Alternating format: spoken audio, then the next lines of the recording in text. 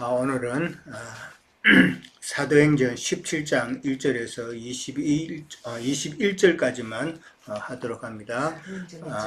17장 1절부터 21절까지인데 이제 22절까지는 바울이 아덴에 있는 사람들에게 증거하는 그런 내용인데 거기 전까지만 오늘은 다루도록 합니다. 자, 지난번에 우리가 빌립보에서 참 바울과 실라가 옥에 갇혀서 참 많은 환난을 당한 것을 느꼈죠. 자, 안 읽었구나. 자, 읽고 시작합니다. 17장 1절부터 다 같이 읽도록 합니다. 시작. 그들이 암비볼리와 아볼로니아로 다녀가 데살로니가에 이르니 거기 유대인의 회당이 있는지라. 바울이 자기의 관례대로 그들에게로 들어가서 새 안식일에 성경을 가지고 반론하며 뜻을 풀어 그리스도가 해를 받고 죽은 자 가운데서 다시 살아나야 할 것을 증언하고 이르되 내가 너희에게 전하는 이 예수가 곧 그리스도다 하니 그 중에 어떤 사람 곧 경건한 헬라인의 큰 무리와 적지 않은 기부인도 권함을 받고 바울과 실라를 따르나 그러나 유대인들은 시기하여 저자의 어떤 불량한 사람을 이끌고 때를 지어 성을 소동하게 하여 야손의 집에 침입하여 그들을 백성에게 끌어내리고 찾았으나 발견하지 못하매 야손과 몇 형제들을 끌고 업장들 앞에 가서 소리질러 이르되 천하를 어지럽게 하던 이 사람들이 여기도 이르매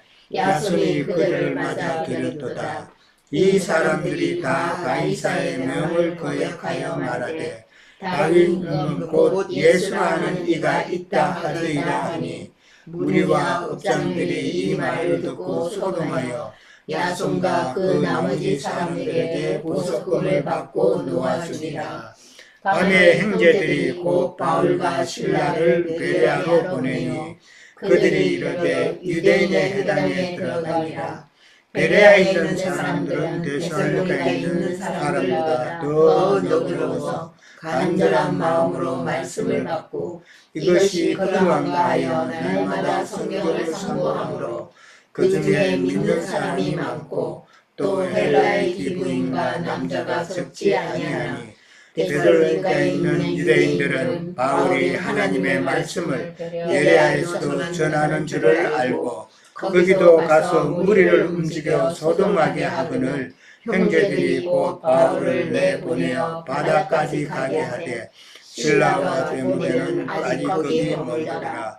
바울을 인도하는 사람들이 그를 데리고 아덴까지 이르러 그에게서 실라와 디모데를 자기에게로 속히 오게 하라는 명령을 받고 떠나니라. 바울이 아덴에서 그들을 기다리다가 그 성에 우상이 가득한 것을 보고 마음에 격분하여 회당에서는 유대인과 경건한 사람들과 또 장태에서는 날마다 만나는 사람들과 변론하니 어떤 에피쿠로스와 스토아 철학자들도 바울과 증언할세 어떤 사람은 이르되 이 말쟁이가 무슨 말을 하고자 하느냐 하고 어떤 사람은 이르되 이방 신들을 전하는 사람인가 보다 하니 이는 바울이 예수와 부활을 전하기 때문이라. 그를 붙들어 아레오바고로 가며 말하기를 네가 말하는 이 새로운 가르침이 무엇인지 우리가 알 수 있겠느냐. 네가 어떤 이상한 것을 우리에게 들려주니 그 무슨 뜻인지 알고자 하노라 하니 모든 아덴 사람과 거기서 나그네 된 외국인들이 가장 새로운 것을 말하고 듣는 것 이외에는 달리 시간을 쓰지 않음이더라. 아멘. 여기까지입니다. 자, 오늘은 사도행전 17장 1절에서 이제 21절까지 읽습니다. 지난번에 우리가 빌립보에서 바울과 실라가 옥에 갇혔었죠. 옥에 갇혀서 참 또 핍박을 받고 그랬는데 참 지난번에 우리가 나눴던 대로 옥은 뭐라고 그랬어요? 그러니까 세상 종교 첫째는 두 면이 있겠죠. 세상 종교에 묶여 있는 그런 상황. 그 다음에 또 개인적으로도 우리 자아가 어떤 잘못된 것에 묶여 있는 것. 어떤 사람은 욕심에 묶여 있을 수도 있고, 그건 다 욕심의 옥이겠죠. 그 다음에 우리 믿는다 하면서도 잘못된 영에 또 붙잡혀 있는 자들은 그 잘못된 영의 옥에 지금 또 갇혀 있는 것이고, 그러니까 사람마다 자기가 또 옳다 하는 그 주장이 강하면은 그 또한 옥에 갇혀 있는 것이다. 그래서 우리는 그러니까 옥에서 다 해방하게 하는 것은 무엇이에요? 말씀이다 말이에요. 예. 세상 종교에서 나오게 하는 것도 진리의 말씀을 깨달아서 내가 잘못 신앙생활을 하고 있구나 깨달으면 그것이 나와야 된단 말이에요. 그리고 내 자신도 내가 지금 옥에 갇혀 있구나라는 것을 느끼면은 거기서 진리의 말씀으로 깨달았으면 나와야 된단 말이에요. 근데 문제는 안 나오는 게 문제죠. 예. 참 우리도 그렇잖아요. 개인적으로도 내가 지금 여기에 붙잡혀 있구나. 내가 지금 유튜브를 너무 많이 보는데 이 유튜브에 내가 붙잡힌 거죠. 그것도 예. 붙잡혀 있는데도 거기서 나와야 되는데 나오지 못하는 우리의 모습을 또 보잖아요. 예. 그런 것도 다 잡혀 있는 것이다. 세상 종교에 있는 사람들도 하나님의 말씀이 이렇다 하면서 우리가 깨닫게 해줘도 그래도 하면서 그냥 눌러앉죠.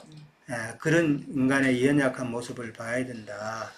그러면서 우리는 옥에서 해방되어서 참 바로 우리가 어떤 신앙생활을 해야 되는가를 우리는 깨달아야 된다. 지난번 그래서 우리 교회 시대는 다 옥에 갇혀 있는 세대라 그랬죠. 참 옥에 갇힌 세대라는 거. 사도 바울도 그래서 옥중서신을 썼다는 거. 자, 그 다음에 이제 데살로니가 전서 2장에 가면은 바울은 이제 이 빌립보에서 있었던 것을 이제 해상하면서 빌립보에서 많은 고난과 능력을 받았다라고 그렇게 기록을 하고 있어요. 그러나 우리는 하나님을 힘입어서 많은 싸움 중에 하나님의 복음을 너희에게 말하였다라고 그렇게 데살로니가 전서 2장 2절에 나와 있어요.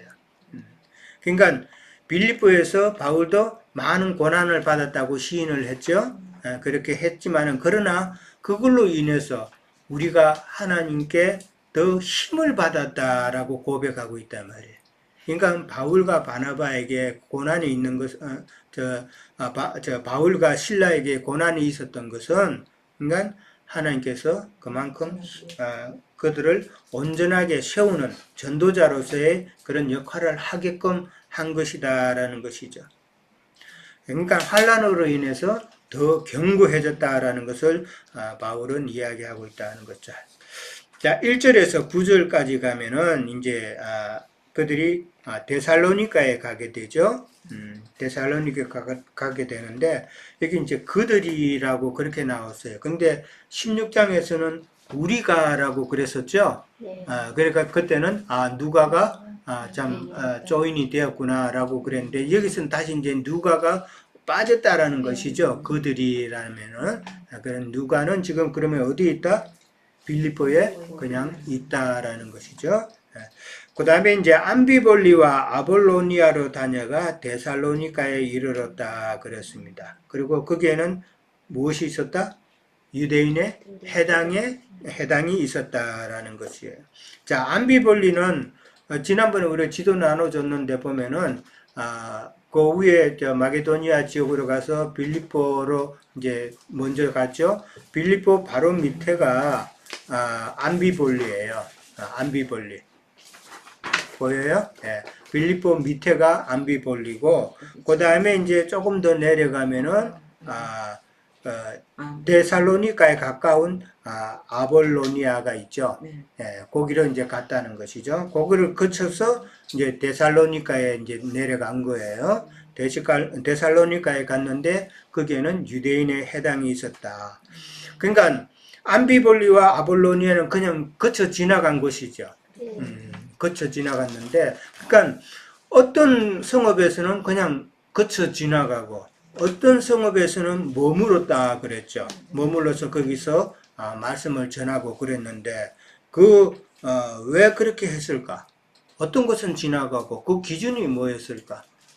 성령이 함께 하심으로 듣는 자가 있다. 물론은 일단은 성령께서 그렇게 이제 운영하심에 따라서 이제 움직이기 때문에 성령이 그들을 이제 어떤 지역은 그냥 지나갔고 그 다음에 어떤 지역에서는 이제 함께 이제 머물렀다라고 나오는데 그 머무르게 하신 그 원인이 무엇일까? 지금까지 힌트를 찾았어요?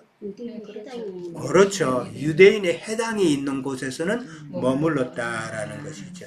예. 유대인의 해당이 지금 암비볼리와 아볼로니아는 유대인의 해당이 없었다라는 이야기예요. 그렇죠? 유대인의 해당이 있는 곳에는 꼭 머물렀다라는 것이죠. 자, 이 말은 무슨 말이에요? 거기서 복음을 전해야 되는 그렇죠. 바울의 그 복음을 전하는 전도하는 방법이죠. 유대인의 해당이 있으면서 거기서 먼저는 누구에게?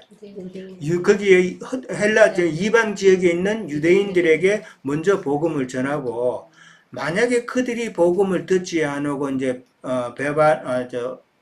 반박을 하고 그러면은 그 다음에는 누구에게? 이방인에게 전도하는 것이 바울의 전도 방법이었다라는 것이죠. 우리가 로마서 할 때에 그 바울의 마음을 우리가 익히 배웠죠. 그때 유대인들이 하나님의 말씀을 참 받지 않는 것에 대해서 바울은 상당히 마음이 아팠죠. 그래서 자기의 이름을 밝히지 아니하고 유대인들에게 로마서가 아니라 히브리서였죠. 히브리서도 있고 로마서도 있고 히브리서도 우리가 했죠. 그러니까 자기 민족들에게 그렇게 복음을 전했다라는 것이죠. 그러니까 그만큼 자기 동족이 복음을 받고 돌아오기만을 소원했던 바울의 그 마음을 읽을 수 있었다라는 것이죠. 그러니까 유대인들이 있는 곳에는 꼭 가서 했는데 만약에 이제 유대인들에게 먼저 복음을 전하지 않고 유대인들이 해당이 있는데도 이방인에게 먼저 복음을 전했다면은 이방인들이 시기가 더 크겠죠. 그러니까 이제 유대인들의 시기가 더 크다라는 것을 우리는 생각해 볼 수 있다. 그러니까 애초에 문제가 될 수 있는 그 소지를 이제 없애기 위해서 유대인들에게 먼저 말씀을 전하고 그 다음에 또 이방인에게 말씀을 전했다라는 그런 내용이죠. 자, 자기 관례대로 그랬어요. 자기 관례대로라는 말은 습관적으로라는 말이죠. 유대인의 해당이 있는 곳에는 습관적으로 거기 가서 말씀을 전했다라는 이야기죠. 새 안식일에 걸쳐서 성경을 가지고 강론을 했다 그랬어요. 새 안식에 걸쳐서 3번이나 유대인의 해당에 가서 말씀을 전했다는 말은 가서 여러 번 그렇게 증거했다는 말은 그들에게 확신을 심어주기 위한 그런 헌신적인 노력을 했다라는 그런 것으로 우리가 보면 되겠죠. 자, 성경으로 강론했다 그랬는데 이때 성경은 무슨 성경? 구약이죠. 구약의 성경이죠. 구약 성경 가지고 강론했다 그랬는데 근데 성경은 같은 구약 성경인데 지금 유대인들이 보는 그 성경의 관점하고 바울이 보는 성경의 관점은 다르죠. 이것을 우리가 한번 또 살펴봐야 돼. 유대인들은 구약 성경 때문에 사실은 그들이 예수를 갖다가 그리스도로 받아들일 수가 없다는 것이죠. 왜?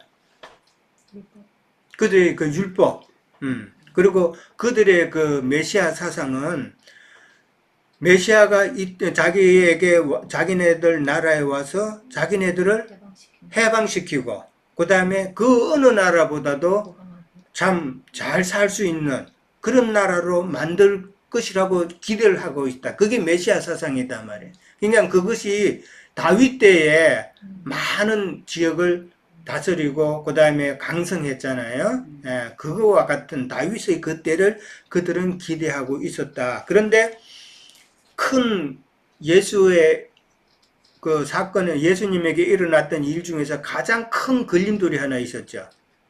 그게 무엇일까? 유대인들이 예수를 그리스도로 받아들일 수 없는 가장 큰 걸림돌은 바로 십자가다. 예수님 십자가. 메시아가 와서 십자가에 죽는다는 것, 그렇게 허무하게 죽는다는 것은 유대인들의 생각에는 이건 있을 수가 없는 일이다. 그렇게 생각했던 것이죠. 그러니까 십자가에 달린 사람은 그거는 메시아가 아니다. 이렇게 그렇죠. 율법에 보면은 나무에 달린 자는 다 저주받은 자라 그랬으니까. 그러니까 유대인들은 그 성경 때문에 도리어 예수를 그리스도로 받아들일 수가 없는 입장이었다라는 것이죠. 예.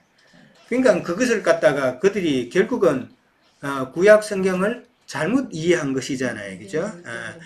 그 영으로 깨닫지 못하고 참 많은 선지자들이 하신 말씀이 어떤 의미다라는 것을 깨닫지 못했기 때문에 결국은 그 성경 때문에 유대인들은 예수를 그리스도로 받아들일 수가 없는 입장이었다라는 것이고, 그러나 바울의 입장에서는 그 구약 성경을 통해서 선지자들이 이미 많은 예언을 해놨잖아요. 그렇죠? 그 예언의 뜻을 알기에 그래서 선지자들의 그 예언대로 구약 성경을 통해서 예수님께서 곧 메시아다라는 것을 또 자신 있게 증거할 수 있죠. 예, 그러니까 그 차이는 뭐예요? 성경 말씀을 어떻게 깨닫느냐에 따라서 못 받아들이고 또 바울 같은 경우는 그것을 담대하게 증거할 수 있다라는 것이죠. 그것을 갖다가 지금 바울은 지금 증거하고 있는 것이죠. 예. 그러니까 이게 오늘날 똑같죠? 이 우리가 같은 성경을 가지고 있는데 세상 예배당에 다니는 사람들과 똑같은 NIV 성경 요즘 다 개역 개정 이거 들고 다니는데 똑같은 말씀을 들고 다니는데도 세상 교계 사람들은 유대인들과 같이 잘못된 신앙생활을 하고 있잖아요. 근데 우리는 똑같은 성경인데도 하나님께서 말씀하신 그 뜻을 찾아서 계시된 말씀으로 나가니까 이 말씀이 우리는 또 다르게 보이잖아요. 예. 그래서 이 말씀을 가지고 정말 어떤 각도로 보느냐에 따라서 우리가 어떤 신앙생활을 하느냐가 정해지잖아요. 예.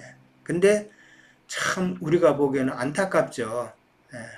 우리가 말씀을 증거하면은 그 말씀을 갖다가 그들은 받아들이기가 어렵다. 그리고 아까도 뭐 이야기가 나왔지만은 말씀을 전하려고 하면 듣는 사람이 말씀에 대한 갈급함이 있어야 되는데 전혀 갈급함이 없다.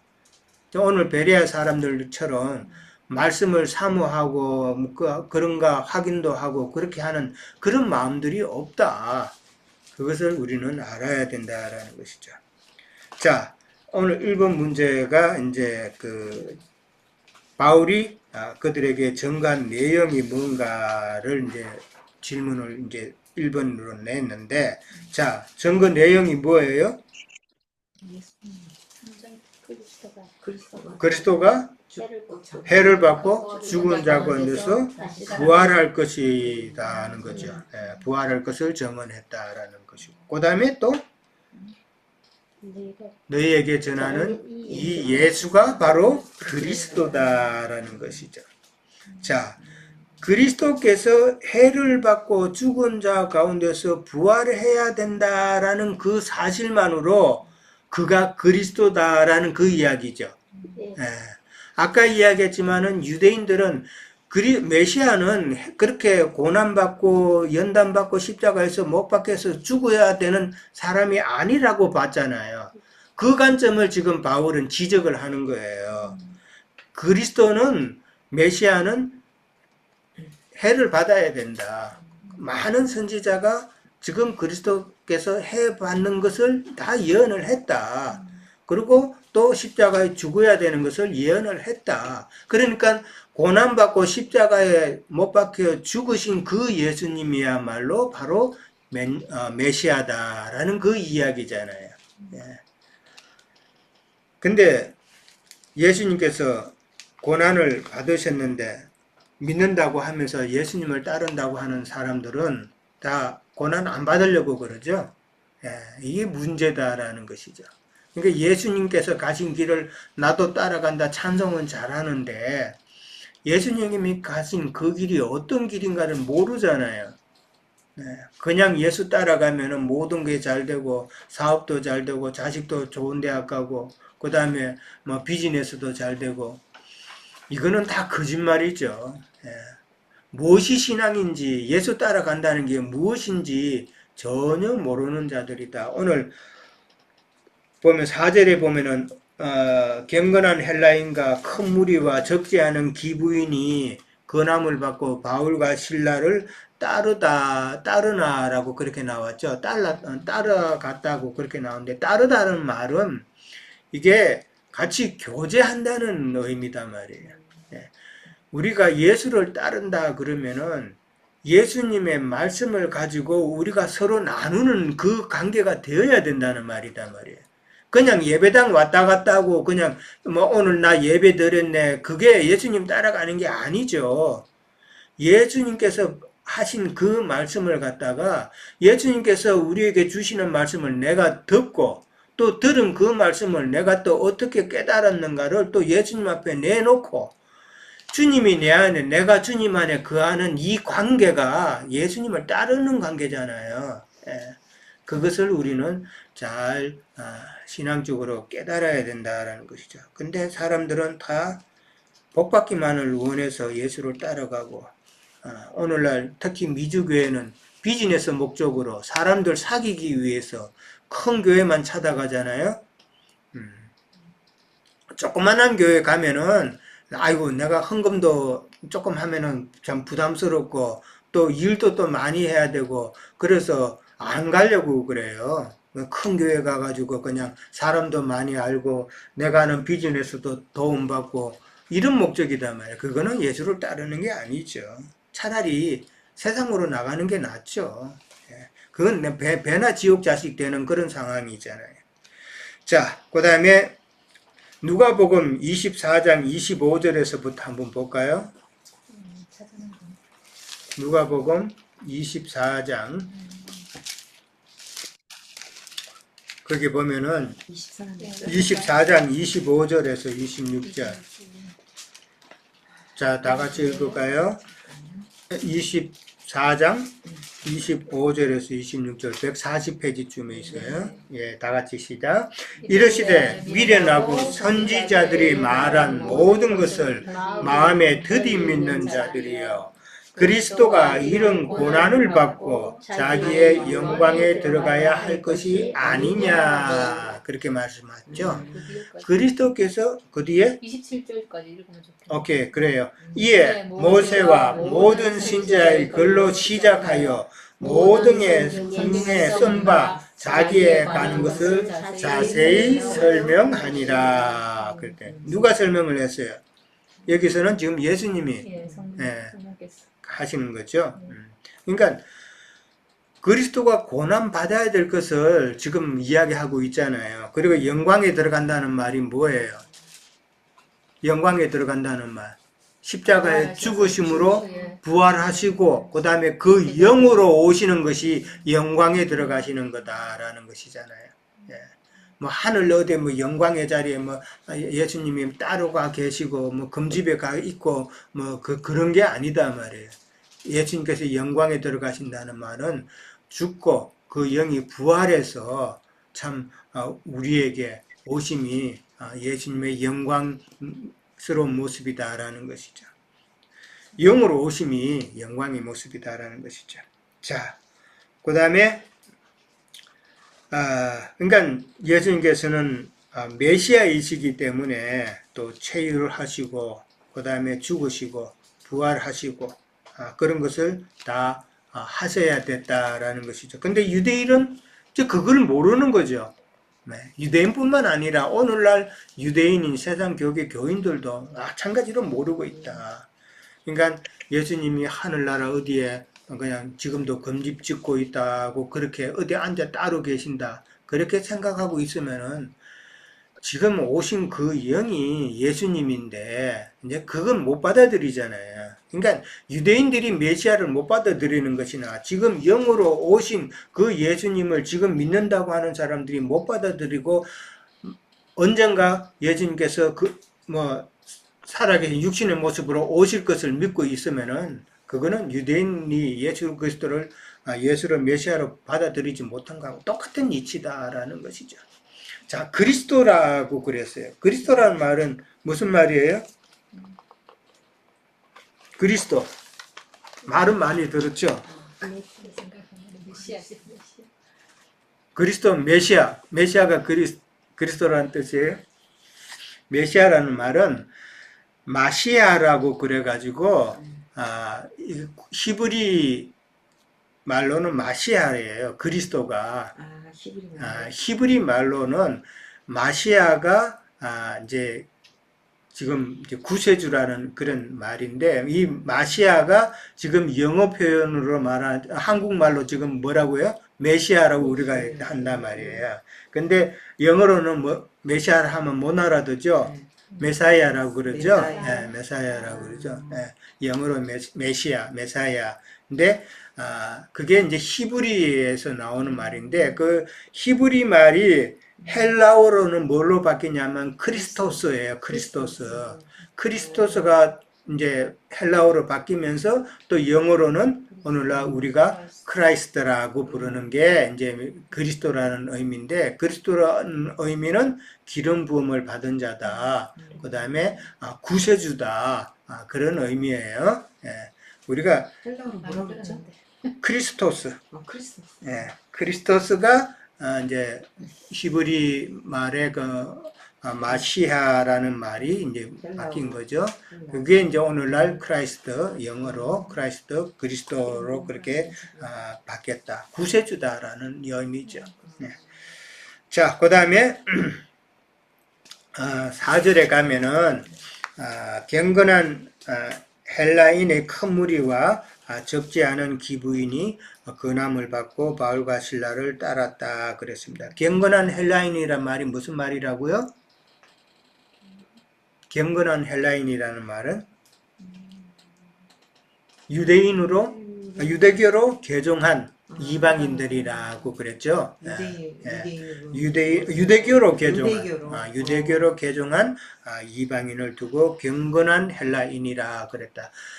이 경건한 헬라인이란 말은 유대인들이 보기에는 이방인들이 너무 참 불경건한 생활을 했다라는 것이죠. 그러니까 경건한 헬라인이라는 이 말은 이 명칭은 지금 유대인들이 붙여준 명칭이에요.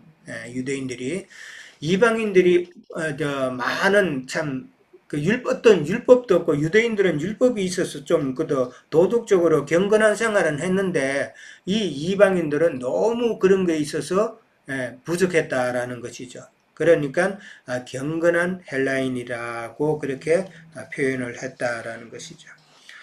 자, 그 다음에 이제 가면은 시기한 유대인들이 성읍에 불량배를 동원해 가지고 떼지어서 성읍을 소동케 했다라고 이제 그렇게 나오죠. 5절에 참 이 유대인들이 참 계속해서 따라다니죠. 계속해서 따라다니는데 근데 한편으로 또 보면은 이 유대인들은 바울의 입장에서는 전도의 대상이잖아요. 전도의 대상이면서 또 한면으로는 그들은 끝까지 바울을 대적하는 자들이다. 두 면이 있다라는 것을 생각을 해봐야 되죠. 오늘날도 마찬가지죠. 우리가 전도할 대상은 어떻게 보면 세상 교계에 옥에 갇힌 그들을 우리가 전도해야 되잖아요. 전도의 대상이지만은 그러나 그들이 또 우리를 핍박하는 자들이죠. 세상 교계에 신앙이 없는 사람이 우리를 핍박할 이유는 없잖아요. 그렇죠? 그러니까 같은 믿는다 하는 세상 가운데서 세상 교계에 있는 사람들이 우리의 전도의 대상이지만은 그들이 또한 우리를 핍박하는 그 모습이다라는 것을 똑같이 이제 볼 수가 있는 것이죠. 자, 그래서 그들이 누구의 집에 들어갔어요? 야손이라는 사람의 집에 들어가서 누구를 찾았어요? 바울과 신라가 있는가 찾았다라고 나왔어요. 예. 자, 야손이라는 사람은 야손, 예, 한국말로 하면 이제 야손인데 야손으로 번역이 돼 있는데 영어로 말하면 제이슨이에요. 제이슨. 예, JASON, 제이슨이다 말이에요. 이 제이슨이라는 이름 많죠? 예, 많은데 이 제이슨이라는 이름의 그 원래 그 헬라어 그 표현은 여호수아라는 이름 있잖아요. 자수아. 여호수아의 그 헬라어 표현이 바로 야손이다라는 거죠. 제이손이다. 예수 예. 그러니까 헬라어는 야손을 여호수아의 여호수아라는 단어의 헬라어 표현이 지금 야손, 제이손이다라고 그렇게 보면 된다. 예, 그렇게 보면 됩니다. 그러면서 이제 야손의 집에 이제 한데 야손이라는 그 이름은 성경에 딱 두 번 나와요. 여기 사도행전에 한 번 나오고 그 다음에 로마서 16장 21절에 가면은 바울은 야손을 두고 하는 말이 나의 친척이다라고 그렇게 이야기를 합니다. 예. 친척이라는 말은 사실 야손은 이방 사람인데 바울이 친척이 될 수는 없죠. 혈육적인 친척이 아니라 이거는 뭐예요? 영적인 동족이다라는 의미예요.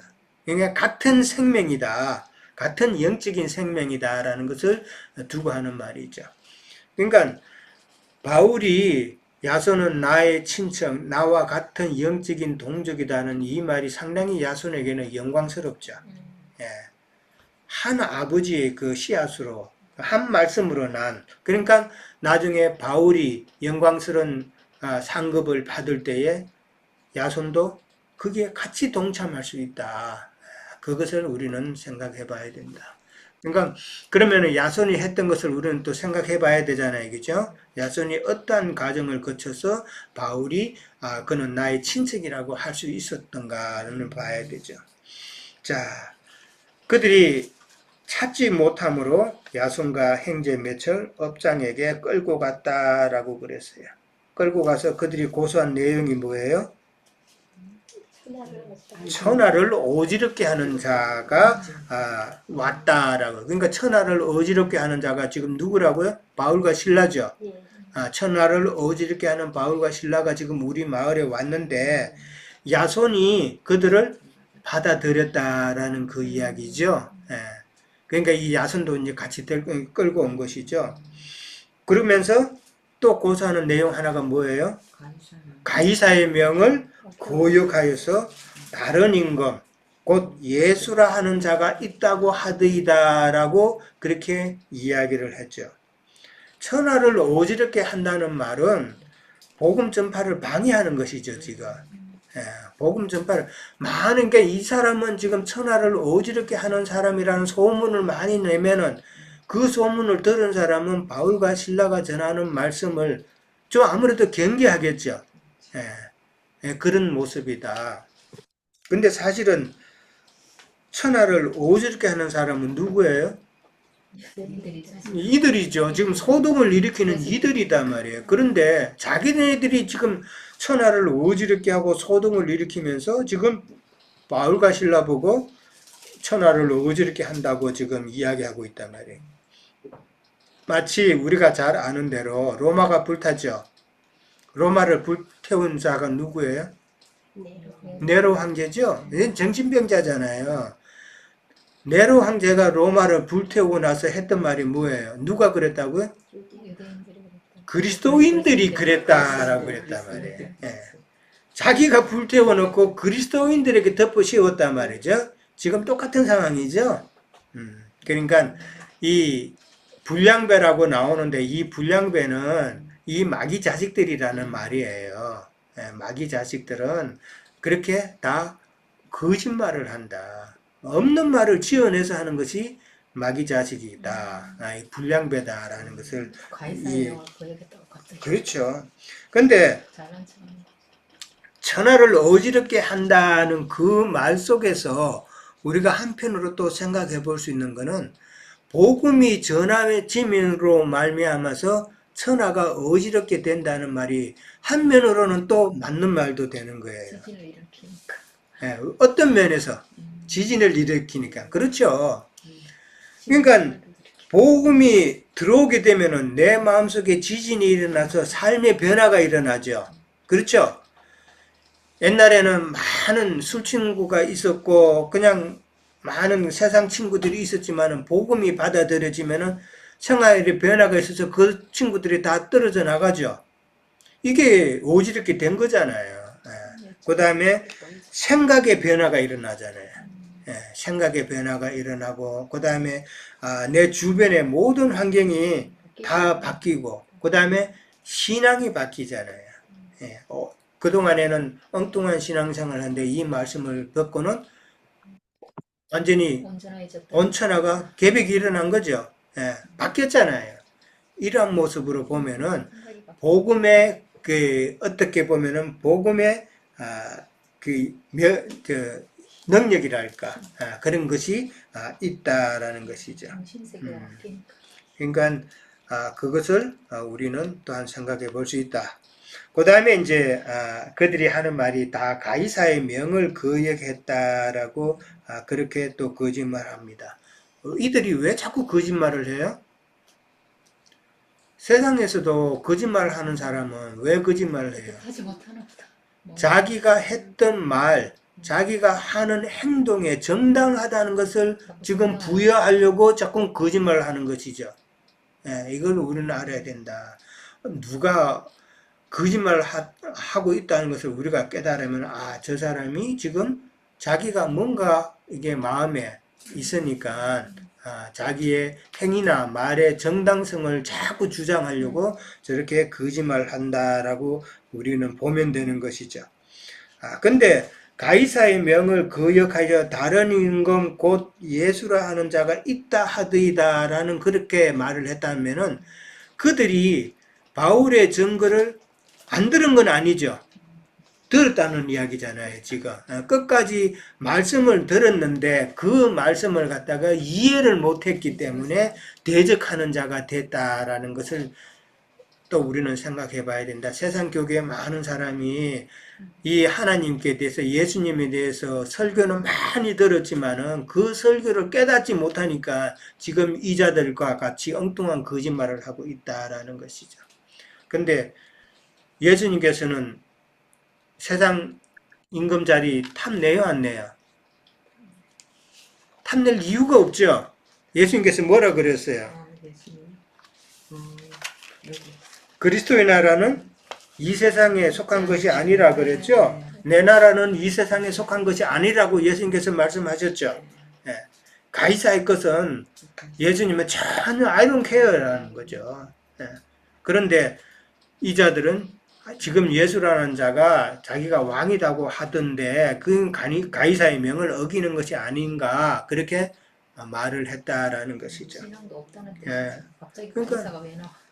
가이사에게 많아요. 이 사람들은 사실 가이사에게 충성하는 것처럼 말을 하고 있지만은 사실은 지금 그 데살로니가 지역은 로마의 식민지잖아요. 점령지란 말이에요. 그러면은 우리나라 옛날 일제시대에 있던 사람들이 일본을 갖다가 좋아하는 사람이 있었겠어요? 황제를 친일파나 그렇게 하지 대부분의 사람들은 안 좋아했잖아요.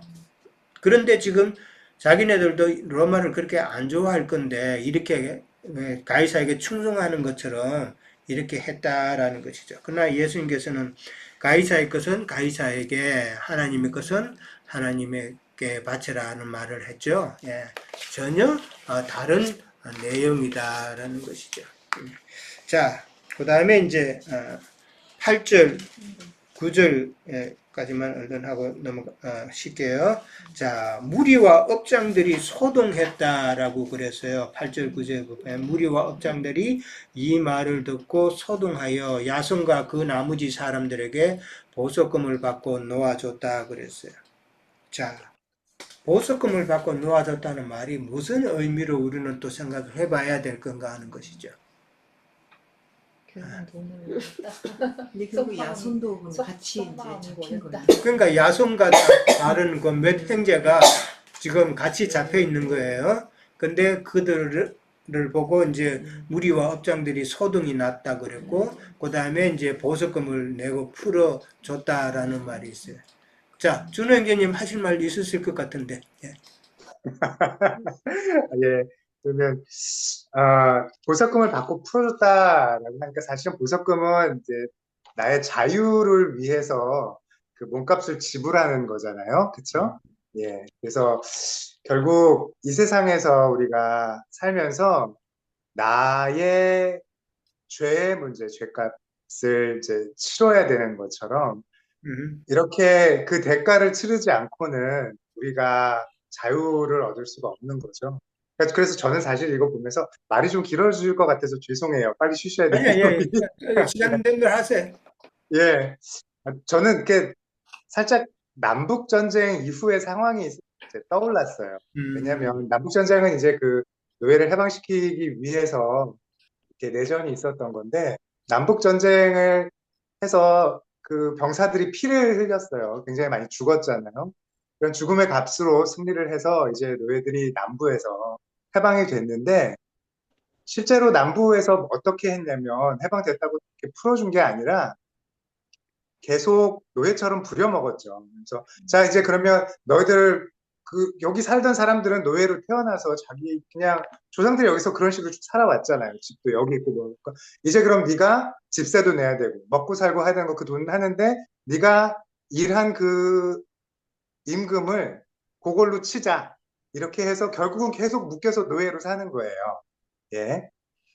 그러니까 우리도 그와 마찬가지로 주님께서 이 세상을 우리가 살면서 죄인으로 태어났잖아요. 그래서 그냥 죄인으로 살아가고 있는데 그 값을 주님이 다 이제 치러주셨죠. 그런데도 우리는 여전히 계속 이 세상에서 우리에게 요구하는 대로 내가 자유하다는 것을 인식하지도 못한 채 살아가고 있기도 하고. 아까 이제 처음 서두에 지난 시간에 나눴던 말씀을 이영준께서 정리해 주시면서 하셨던 것. 우리가 세상의 여러 종교, 기독교를 포함해서 내 구원을 얻기 위해서 이렇게 어떻게 보면 그 종교 지도자들이라고 하는 사람들에게 잘못된 말을 듣고 그들에게 이용당하고 착취당하면서 깨달았는데도 불구하고 여전히 그 생활을 계속하게 되는 경우도 있어요. 내가 어디 딴 데 가야 되는 거가 모르니까요. 마치 그 당시에 노예들이 자기들이 자유하다는 걸 알면 이제 더 이상 거기에 그렇게 머물 것이 아니라 되게 두려울지라도 내가 이제 자유자의 신분으로 살 수 있는 곳을 향해서 떠났다면 그렇지 않았을 텐데 그러니까 우리도 계속 내가 살아왔던 익숙한 것에 그냥 머물러서 묶여 있다 보면 내가 자유함에도 불구하고 그렇게 노예처럼 살아가고 있는 거죠. 그래서 저는 이제 이 그 제이슨, 그러니까 야손과 그 형제들이 이렇게 몸값을 내고 자유로워졌다는 것이 다른 의미보다 좀 더 약간 그 초보적인 의미로 그렇게 받아들여졌어요. 주님께서 정말 나의 몸값을 다 치워 주셨는데, 그래서 내가 자유해졌는데, 그럼 내가 정말로 자유자로서 살아야 될 텐데라는 그런 깨달음 같은 것을 주는 그런 구절이었습니다. 예, 죄송합니다. 너무 길었습니다. 아니야, 예. 아니야. 또 다른 분은. 그래서 보는 각도가 좀 저는 또 그렇게 안 봤는데 이렇게 이 유대인들이 지금 소동을 일으키고 막 이렇게 가이사의 명을 거역하였다고 막 그러고 하는데 결국은 돈을 받고 놓아줬나 이런 부분에서 좀 생각을 하고 있었거든요. 그래서 예, 결국은 바라는 것이 뭐였나 이제 이런 부분에서 잠깐 생각했는데 또 형제님 말씀을 그렇게 하니까 그것도 고면에서도 또 예, 속상할 부분이 있다 이런 생각이 들기도 하고 잘 모르겠네요. 자, 예, 됐습니다. 자, 근데 여기서 이제 무리와 업장들이 이 말을 듣고 소동했다 그랬죠. 근데 지금 소동이라는 단어가 앞절에도 나왔죠. 다른 불량배들이 소동했다는 그 말이 나와요. 그러니까 불량배들이 일으킨 그 소동이라는 그 단어하고 그 다음에 지금 업장들이 이 말을 듣고 소동했다는 그 소동이라는 단어가 달라요. 그러니까 불량배들이 일으킨 그 소동은 진짜 소요를 조장하고 그 다음에 소란케 하는 이런 뭐 그런 소란이라면은 이 업장들이 말한 그 소동했다라는 말은 이 자극이 되었다. 그 다음에 뭐 조금 마음에 심적인 그런 뭐 소동이 일어났다 그런 의미란 말이에요. 그러니까 예, 업장들이 그러니까 어떤 이제는 결정을 해야 되는 그 상황에서 이제 조금 서로 좀 말이 이런 말 저런 말이 오고 하는 그런 소동을 이야기하는 거예요. 그러니까 소동의 의미가 달라요. 그러니까 그런 말들이 이제 소송하는 내용이 이제 나왔지만은 이 업장들이 알기에는 그들이 주장하는 거가 아니라는 것이죠. 그 야손과 그 형제들은. 그렇기 때문에 마음의 소동이 일어난 거예요. 그러면서 그들이 원하는 대로 뭐 매를 쳐서 내보낸다는 그런 하등의 원인이 없다, 이유가 없다라는 것이죠. 그래서 그 야손을 이제 보석금을 받고 풀어줬다라고 이제 그렇게 나오는데 이 저는 그렇게 생각했어요. 이 보석금을 지불했다. 야손이 자기에게 돈을 잃은 거잖아요. 그죠? 돈도 잃고 돈만 잃은 거는 사실 아니에요. 그들의 소동으로 인해서 그 마을에 있던 다른 모든 사람들과의 관계도 좀 이상해졌겠죠. 이게 사람도 잃은 거예요, 결국은. 그것을 다 이제 보게 되는데, 그것이 우리가 야손의 집에서 사실은 교회가 이루어진 거예요. 바울과 신라가. 바울이 신라가 그 말씀을 전해서 그들이 지금 영의 구원을 받았지만은 지금 신앙생활 해 나가는 데 있어서는 우리가 치러야 될 것이 보석금이다라는 것이죠. 예, 이해됐어요? 그러니까 우리가 온전한 영의 구원을 받아서 혼의 구원을 이루어가는 온전한 믿음의 길을 가고자 할 때는 우리가 대가 없이 그냥 갈 수 있는 건 아니다. 그것을 빙태. 뭐 그렇게 그러니까 대가 없이 우리는 갈 수 있는 게 아니다라는 것을 나는 이제 이야기하는 거죠. 그걸 깨달았어요. 그러니까 그만큼 우리에게는 좀 오늘 예수 그리스도께서도 고난을 받으셔야 된다라고 그랬는데 야손이 지금 고난 받는 거잖아요. 지금 어떻게 보면 그죠? 예. 야손도 지금 바울과 신라 대신에 자기가 대신 지금 모욕을 당하는 거단 말이에요. 그것이 우리가 치러야 될 보석금으로 그렇게 설명하지 않았나 이제 그렇게 생각해 보는 것이죠. 예. 근데죠? 예. 그러니까 이렇게 폭동과 핍박이 일어나는 것은 결국은 성령께서 빨리 떠나라는 신호죠. 그렇죠? 예. 근데 성령께서 그렇게 떠나게 하는 것은 빨리 말씀을 전해야 된다는 것이죠. 예. 빨리 말씀을 전해야 되는 것이고 이 업장들 입장에서는 만약에 보석금을 차지하지 않고 그냥 보내면은 지금 유대인들이 기소한 내용, 가이사의 명을 어겼다는 그 말에 지금 업장들은 마음에 부담이 될 것이죠. 그냥 내줄 수는 없다는 것이죠. 그러니까 그냥 내주면은 저 사람들은 가이사의 명을 잘 따르지 않는 자다는 그런 누명을 덮었을 수 있으니까 그것을 회피하고자 그러니까 보석금으로 그렇게 했다라고 보면 되는 것이죠. 자, 그 다음에 마귀는 이렇게 자꾸 핍박하는 이유가 결국은 뭐예요? 복음을 전하지 못하도록 자꾸 이제 그렇게 핍박을 하지만은 그러나 결국은 지금까지 보면은 핍박으로 인해서 자꾸 또 빨리 다른 지역으로 가서 복음을 전하게 된다는 것이죠. 그러니까 마귀의 의도와는 정반대의 결과가 지금 자꾸 일어나는 거예요. 마귀가 예수를 십자가에 죽이면 끝나는 줄 알았죠. 예. 그런데 예수가 죽고 난 다음에 마귀가 뒤통수 맞았죠. 영 부활하셔가지고 영으로 오시면서 하나님의 일을 갖다가 더 크게 더 넓게 행하는 그 모습과 지금 똑같은 모습이다라는 것이죠. 자, 3시간 여기까지 하고 쉬었다 가겠습니다. 예.